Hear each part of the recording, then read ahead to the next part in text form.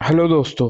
जो आर्टिकल आज हम एनालाइज करने वाले हैं वो द हिंदू अगस्त 11 को पब्लिश हुआ है।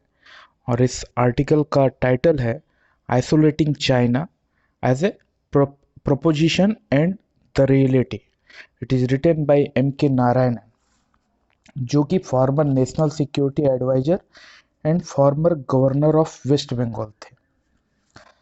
ये एक अच्छा आर्टिकल है जिसमें कि ऑथर ने जो चाइनीज अग्रेशन और जो एक्सपेंशनिस्ट बिहेवियर हम अभी चाइना का देख रहे हैं उसके पीछे क्या है उसको ऑथर ने एनालाइज किया है। अभी ये हम चाइना के एटीट्यूड में ये एक नया चेंज हम पा रहे हैं।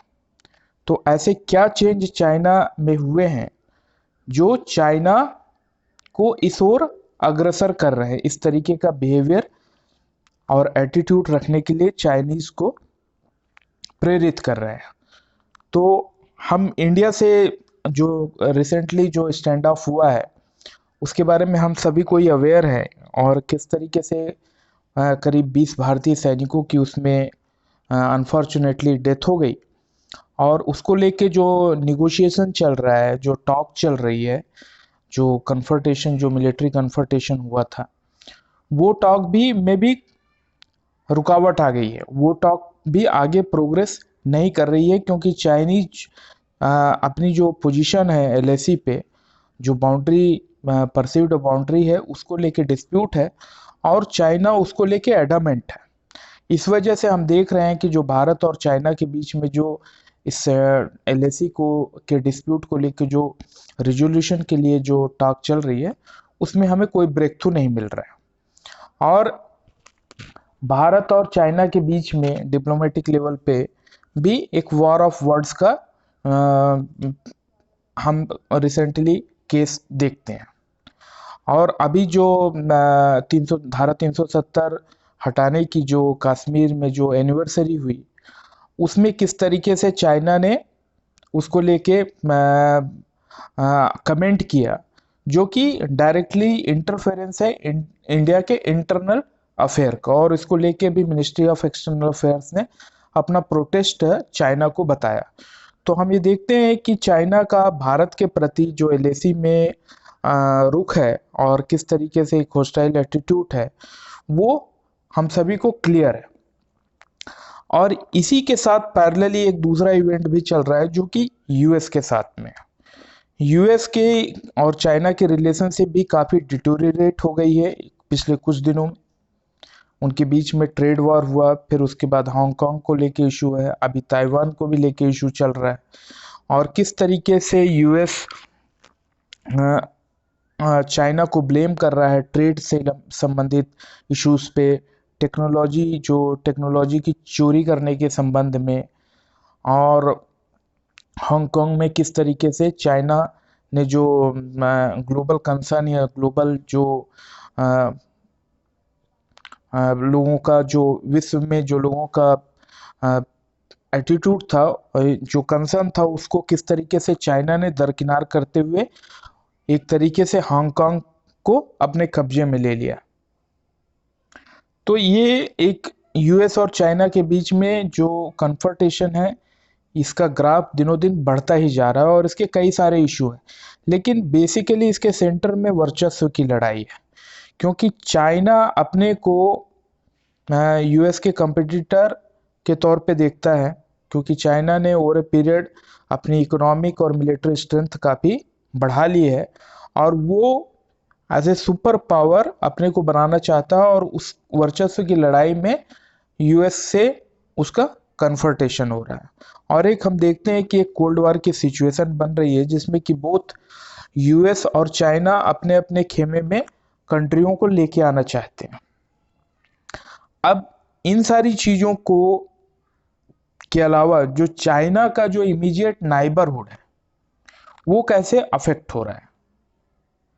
जो चाइना के जो सराउंडिंग कंट्री है, पर्टिकुलरली साउथ चाइना सी के साइड में, तो वहाँ पर हम देखते हैं कि जो चाइना का बिहेवियर है वो बेसिकली लैंड ग्रैब करने का है।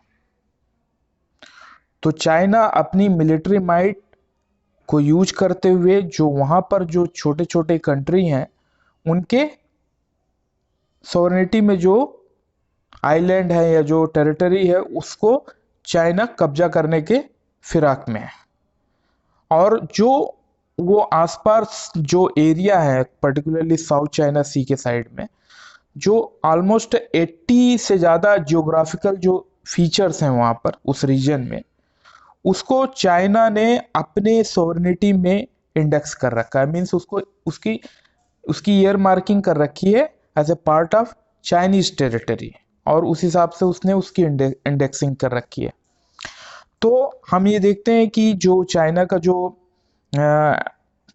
एफर्ट है लैंड ग्रैब करने का वो साउथ चाइना सी में हो रहा है, और इस किस तरीके से वो जो सी लेन ऑफ कम्युनिकेशन है उसको वो बाधित करने का प्रयास कर रहा है, किस तरीके से वहाँ पर वो China artificial land island create कर रहा है, और किस तरीके से वो वहाँ की स्टेटस को जो सिचुएशन है मटेरियल चेंज वहाँ पर लाने का प्रयास कर रहा है।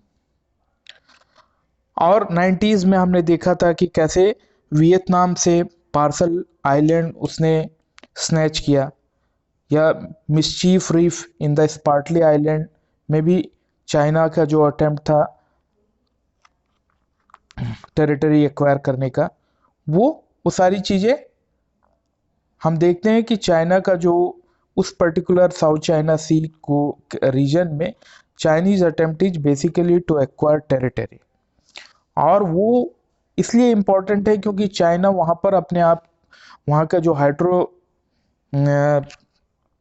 कार्बन जो रिसोर्स है वहाँ पर काफ़ी पोटेंशियल है कि वहाँ पर गैस या पेट्रोलियम प्रोडक्ट मिलने की संभावना है, और वो सी लेन ऑफ कम्युनिकेशन के लिए भी वो रीजन इम्पॉर्टेंट है। तो चाइना वो सारी चीज़ों को ध्यान में रखकर आर्टिफिशियली वहाँ पर आइलैंड क्रिएट कर रहा है और दूसरी कंट्रियों की स्वामित्व वाली टेरिटरी को एक्वायर करने का प्रयास कर रहा है bye military means.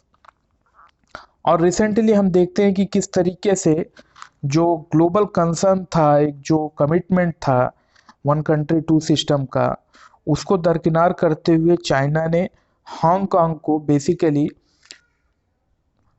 Take over करने का प्रयास किया है अपने पॉलिटिकल और जो उनके सिस्टम है उसके अनुरूप, क्योंकि जो स्वायत्ता या जो ऑटोनॉमी जो हांगकांग को मिली थी इस अरेंजमेंट के थ्रू कि वन कंट्री टू सिस्टम के तहत, वो फ्रीडम जो हांगकांग के लोग एंजॉय करते थे अब वहाँ पर सिक्योरिटी के नाम पे वो चीज़ें हटा दी गई हैं। और इस तरीके से हांगकांग को चाइना ने अपने पॉलिटिकल जो कल्चर है और पॉलिटिकल जो इकोसिस्टम है उसके तहत लाने का प्रयास किया, और इसको लेके अमेरिका से भी इसकी चाइना की काफ़ी डिस्प्यूट चल रहा है। तो इन सारी चीज़ों के पीछे एक चाइनीज़ एटीट्यूड, जो रिसेंट एटीट्यूड हम चाइना के में देखते हैं, ये बिल्कुल क्लियर हो जाता है कि चाइनीज जो थिंकिंग है वो इम्पेरियलिस्ट है और अथॉरिटेरियन है, जिसमें जो चाइना यूनिलेटरलिज्म पे विश्वास रख रहा है रादर देन डिस्कशन और कॉम्प्रोमाइज। मतलब यहाँ पर जितने भी हम चाइनीज कदम को, जो भी चाइनीज एक्शन को देख रहे हैं, उसमें कुछ चीज़ें हमको क्लियरली समझ में आती है जो चाइनीज थिंकिंग इसके पीछे जो चल रही है। क्यों, जिस तरीके से हम 19th या 20th सेंचुरी में हम देखते थे कि जो उस समय की पावर्स थी वो किस तरीके से अपना इम्पेरियलिस्टिक एटीट्यूड था उनका, और किस तरीके से नॉन डेमोक्रेटिक या अथॉरिटेरियन वे से वो अपनी इन्फ्लुएंस, अपनी टेरिटरी को बढ़ाते थे, कुछ कमोबस उसी लाइन में चाइनीज़ भी चल रहे हैं। और वो जो भी कदम उठा रहे हैं उसके लिए वो किसी की परवाह नहीं कर रहे हैं, वो यूनिलेटरली कर रहे हैं। उनको ना ही किसी चीज़ का ग्लोबल नॉर्म्स, ग्लोबल लॉ या दूसरी कंट्री की सेंसिटिविटी के प्रति उनका स्कैंट रिगार्ड है। They don't consider at all this things. और उनका फिलॉसफी ये है कि माइट इज राइट, और they are having a scant regard for global law, norms और कंसर्न ऑफ अदर कंट्री। तो इन सारी चीज़ों से जो चाइनीज़ इमीडिएट नाइबरहुड है, जैसे Taiwan, Japan, Vietnam, Indonesia, south Korea, including जो उनकी ग्रुपिंग है एशियान, वो सभी कंप्लेंट कर रहे हैं कि ये चाइना का जो पोस्चर है वो मेनेसिंग है, और ये सारी चीज़ें उनके सिक्योरिटी कंसर्न है, और ये सारी चीज़ें उनके नाइबरहुड में हो रहा है। अब इशू ये है कि ये चाइना ऐसा क्यों कर रहा है। चाइना ने इंडिया के साथ में किया, चाइना ने हांगकांग एक्वायर किया, हांगकांग में लॉ लाके वहाँ के पॉलिटिकल सिस्टम को चेंज करने का प्रयास किया।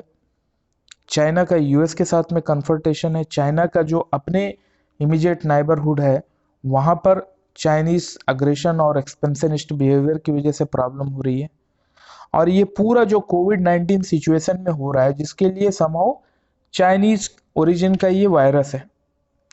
तो जो चाइना से जो वायरस ओरिजिनेट हुआ, जिसकी वजह से ग्लोबल पैंडेमिक की सिचुएशन बनी, इकोनॉमी डैमेज हुई, उसका चाइना यूज कर रहा है अपनी हेजोमनी स्टेब्लिश करने के लिए, और उसकी वजह से उसका इंडिया, यूएस या जो उसकी सराउंडिंग का नाइबरहुड है वहाँ पर उसको लेके कन्फ्रंटेशन हो रहा है।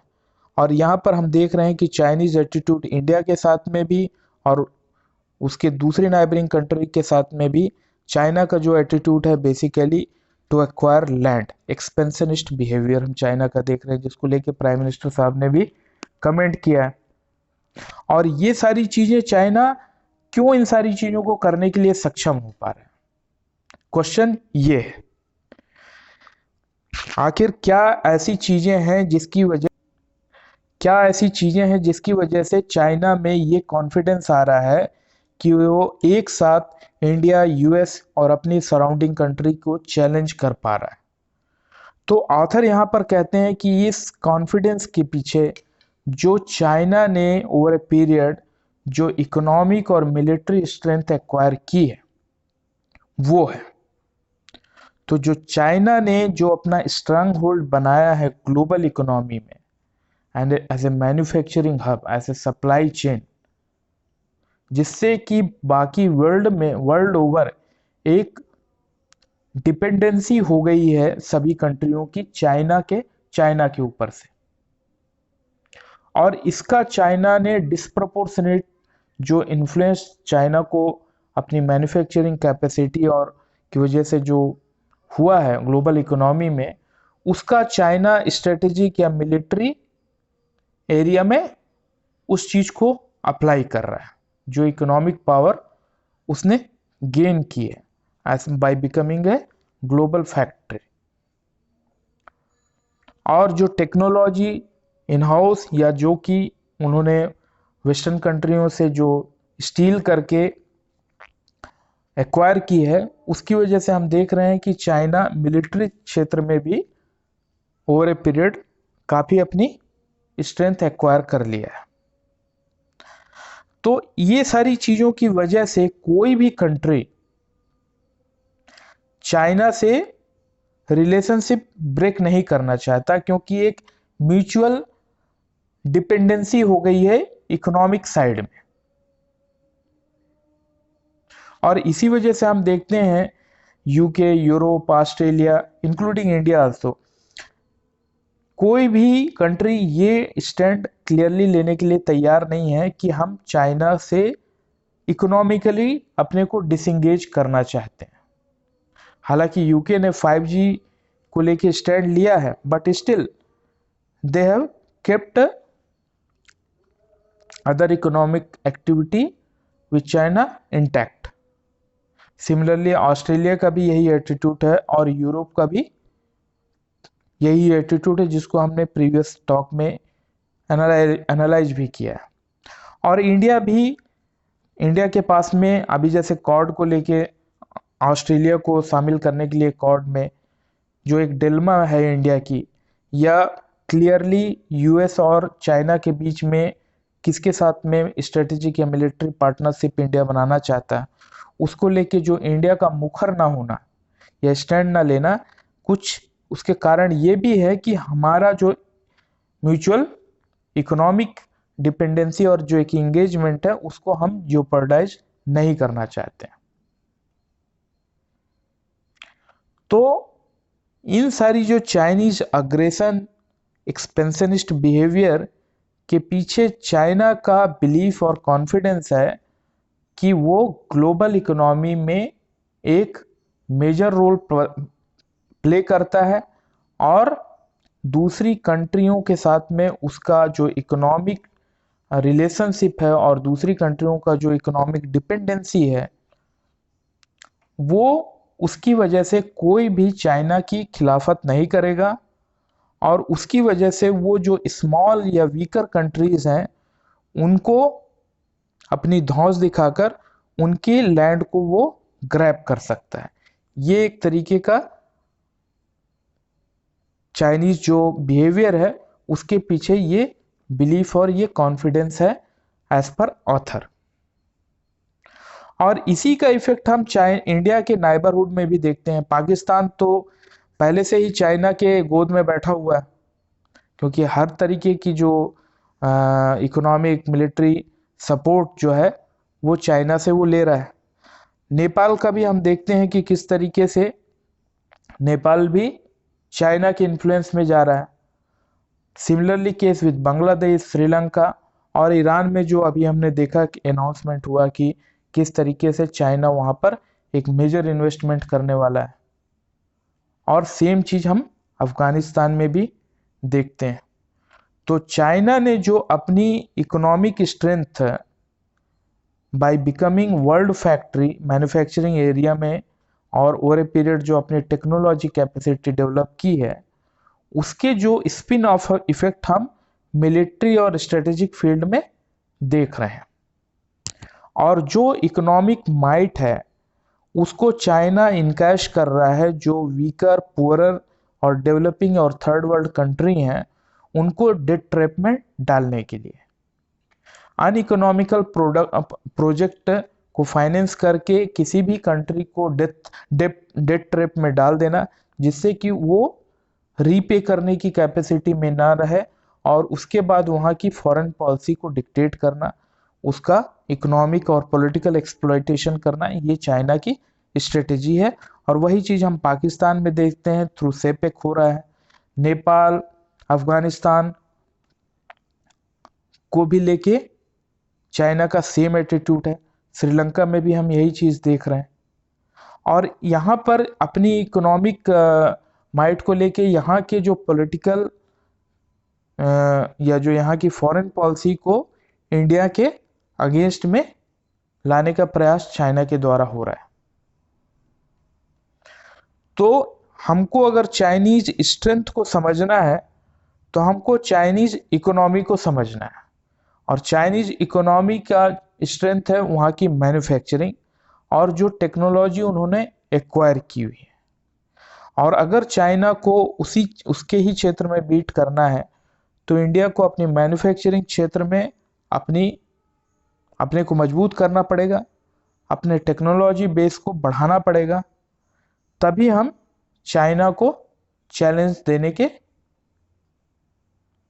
की पोजीशन में होंगे। So this conclude the first analysis of first article. I will go to second.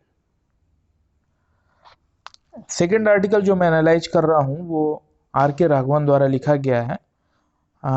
Article का टाइटल है the main bricks to use in India's steel frame.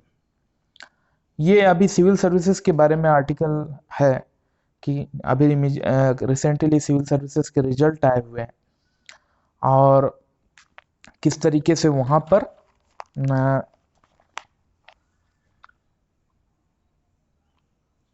इस रिजल्ट में हम देखते हैं कि करीब 900 स्टूडेंट लोगों का सिलेक्शन हुआ है। तो यहाँ पर ऑथर क्वेश्चन कर रहा है कि जो ये यूपीएससी का जो सिलेक्शन का प्रोसीजर है क्या उससे राइट कैंडिडेट उभर के आते हैं जो कि सूटेबल हो सिविल सर्विसेज के लिए। तो मतलब एंट्री लेवल पे UPSC is able to find out और choose right candidate for civil services that is the first question. The second question is कि जब वो ज्वाइन कर लेते हैं और उसके बाद जब उनका मिड कैरियर रिव्यू होता है, उसमें से ऐसे लोग जो मिसफिट हैं सिविल सर्विसेज के लिए फॉर वेरियस रीजन, क्या ऐसे लोगों का रिव्यू होना चाहिए या नहीं होना चाहिए। फाइनली ऑथर का कहना यह है कि सिविल सर्विसेज जैसे कोवेटेड पोस्ट के लिए हमारे पास में एंट्री लेवल पे ही हमको ये चेक करना चाहिए कि वो राइट कैंडिडेट इस सिविल सर्विसेज को ज्वाइन करें, और दूसरे लेवल पे हमें स्क्रूटनी करनी है उनके मिड कैरियर रिव्यू पे, जहां पर हम उनके परफॉर्मेंस को के अप्राइजल के बाद उनको ये डिसाइड कर पाए कि किसे आगे कंटिन्यू करना है, किसे सर्विसेज में आगे नहीं रखना है। तो ये दो क्वेश्चन ऑथर ने रेज किए। फिर ऑथर ने यूपीएससी एग्जाम प्रोसेस के बारे में कहा है कि किस तरीके से ये इतना टफ एग्जाम है जिसमें कि हार्डली 4% लोग ही फाइनली सक्सीड होते हैं, और किस तरीके से over a period civil services का डेमोक्रेटाइजेशन हुआ है, जिससे सोसाइटी के हर स्ट्रेटा के लोग, हर सोशियो इकोनॉमिक बैकग्राउंड के लोग आज सिविल सर्विसेज में जा पा रहे हैं। ये एक एलीट सर्विस ना हो के ये हर सोसाइटी के हर वर्ग के लोगों का को एस्पिरेशन को सपोर्ट करती है। लेकिन इसके साथ ही ऑथर का कहना है कि जो सिविल सर्विसेज है उसके साथ में उसकी इमेज को लेके प्रॉब्लम है। वो इमेज इसलिए खराब है क्योंकि जो लोगों का एक्सपीरियंस है सिविल सर्विसेज से डील करने का, उसमें कई तरीके की कंप्लेंट ऑथर ने लिस्ट आउट की है। जैसे कि सिविल सर्विसेज जो कि सिंबल है लोकल एडमिनिस्ट्रेशन का और एक पावर का, वो इनएक्सेसिबल है आम लोगों के लिए। उनकी इनएक्सेसिबिलिटी एक इम्प्रेशन सही पैदा नहीं करती है, क्योंकि जो आमतौर पे जो लोग डील करते हैं वो ब्यूरोक्रेसी के लोअर लेवल पे लोग डील करते हैं, और वहीं पर सबसे ज़्यादा इनसेंसिटिविटी, करप्शन और लोगों को प्रॉब्लम फेस करना पड़ती है। लेकिन अगर उस प्रॉब्लम को लेके लोग हायर लेवल की ब्यूरोक्रेसी पे सिविल सर्विसेज के अधिकारियों के पास में अगर अपनी कंप्लेंट या अपनी प्रॉब्लम को लेके जाना चाहें, तो those officers are not accessible to the common people. They have to deal with lower level of bureaucracy which is prone to be insensitive or corrupt. तो ये जो insensitivity है to the poor also, mostly to the poor और powerless people, ये एक image की problem create करती है सिविल सर्विसेज के लिए। चूंकि सिविल सर्विसेज का as a symbol of power और इन कंट्रोल ऑफ एडमिनिस्ट्रेशन एक सेक्शन है सिविल सर्विसेज में जो कि मटेरियलिस्टिक ग्रीड की वजह से सिविल सर्विसेज की ओवरऑल गुड इमेज को खराब करता है एज पर ऑथर। और पुलिस स्टेशन को लेके भी ऑथर ने कमेंट किया है कि किस तरीके से पुलिस स्टेशन या पुलिस फोर्स में कोई भी सिविलियन, कोई भी सिटीजन जाना नहीं चाहता है अपनी जेन्युइन कंप्लेंट को भी लेके, और किस तरीके से ये लॉ इन्फोर्समेंट मशीनरी को लेके लोगों की इमेज सही नहीं है। तो यहाँ पर ऑथर का कहना है ये है कि civil service being a symbol of power and of administration, जो सिविल सर्विस के जो ऑफिसर्स हैं जो कि सेलेक्ट होके आते हैं इतने यूपीएससी के कठिन एग्जामिनेशन प्रोसेस को लेके के बाद, उनको उन ऑफिसर्स को अपने कंडक्ट के द्वारा एक एग्जाम्पल सेट करना चाहिए जो कि इंस्पिरेशन हो उनके सबऑर्डिनेट ऑफिसर्स के लिए और उनके सीनियर्स के लिए भी, along with their peers, क्योंकि इसी के द्वारा ही वो अपनी इमेज की प्रॉब्लम और जो उनका सिविल सर्विसेज जिस पर्पज के लिए बनाई गई है उसको वो सर्व कर पाएंगे. This conclude the analysis of second article. I will go to third article. Third article is the WHO's relevance is fading. It is written by Meenakshi Sharma. यहाँ पर वर्ल्ड हेल्थ ऑर्गेनाइजेशन जो जिसका अभी काफ़ी criticism हो रहा है due to Covid handling की वजह से, poor handling of Covid pandemic की वजह से, उसके बारे में आर्टिकल है ये. तो यहाँ पर ऑथर ने एक्सप्लेन किया है कि किस तरीके से WHO के जो क्रिटिसिज्म हो रही है उसके पीछे रीजन क्या है और किस तरीके से WHO का जो ऑर्गेनाइजेशनल या फंडिंग का स्ट्रक्चर है उसके काम में या उसकी फंक्शनल ऑटोनॉमी में बाधा बन रहा है. तो यहाँ पर ऑथर कहते हैं कि जो क्रिटिसिज्म हो रहा है WHO का, वो कोविड-19 में जो WHO का जो रिस्पांस था, स्लो रिस्पांस था, या जो उसकी गंभीरता को WHO ने किस तरीके से सीरियसली नहीं लिया, लेट रिपोर्टिंग की, या जो पॉलिसी रिकमेंडेशन होने चाहिए थे WHO के साइड में वो उसको देने में या सही ना देने में किस तरीके से WHO की जो फेल्यूर रही, उसकी वजह से कोविड-19 सिचुएशन में जो WHO की फेल्यूर रही उसकी वजह से WHO का काफ़ी क्रिटिसिज्म हुआ है. और ये क्रिटिसिज्म एबोला वायरस का जब आउटब्रेक हुआ था 2014 में, उस समय भी इसी पॉइंट की वजह से WHO को क्रिटिसाइज किया गया था. तो जो WHO का मैंडेट है, वो WHO का जो मैंडेट है कि उसको as a think tank and to oversee global response to public health emergency, ये सारी चीजें जो WHO के मैंडेट है वो ना कर पाके WHO एक कोऑर्डिनेटिंग बॉडी के तौर पे बन गया. हालांकि WHO के काफ़ी रीजनल, काफ़ी ग्लोबल लेवल पे इसके स्कोप है और इसके रीजनल ऑफिस भी 6 जियोग्राफिकल रीजन में है और मोर देन 150 प्लेसेस पे इनके कंट्रीज में WHO के ऑफिस हैं.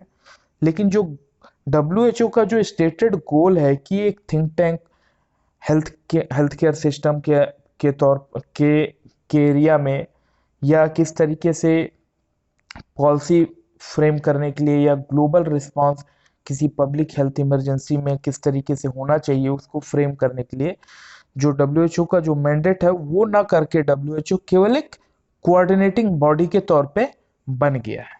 और इसका ये WHO का पुअर परफॉर्मेंस हम कोविड-19 सिचुएशन में भी अभी देख रहे हैं और यही चीज हमने एबोला आउटब्रेक जो कि 2014 में हुआ था उस समय भी हम देखे थे.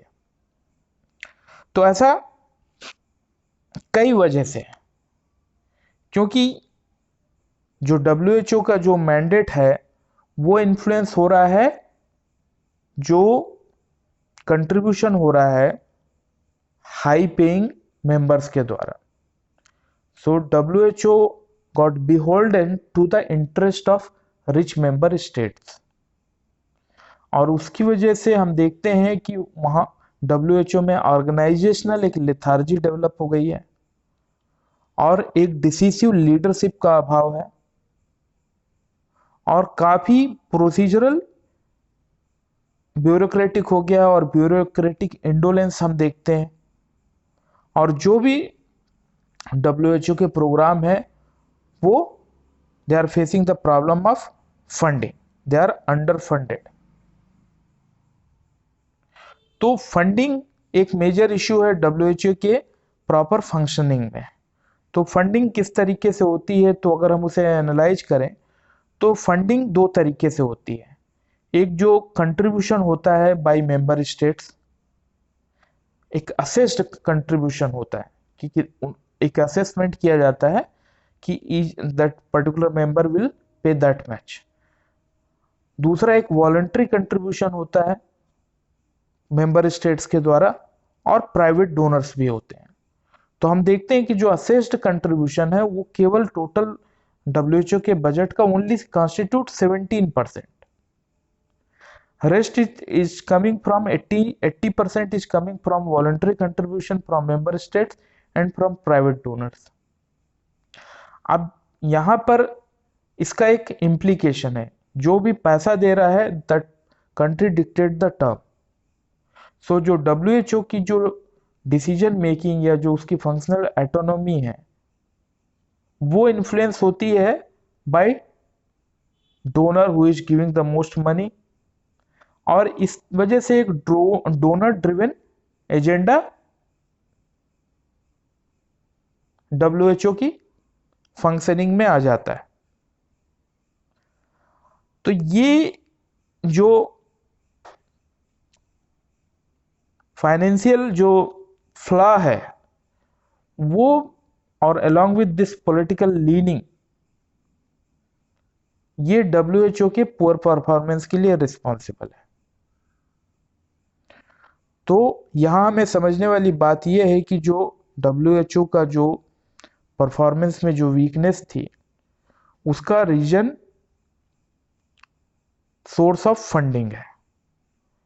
क्योंकि जो कंट्री फंड कर रहा है, अभी के केस में हम चाइना को देख रहे हैं कि China is a major contributor, वो डब्ल्यूएचओ की पॉलिसी को, डब्ल्यूएचओ की बिहेवियर को कंट्रोल कर रहा है। तो इस एनोमली को करेक्ट करने के लिए हमें डब्ल्यूएचओ की फंडिंग को करेक्ट करने की जरूरत है। This conclude the third analysis of third article. I hope these analysis will prove helpful to improve your understanding. Thank you.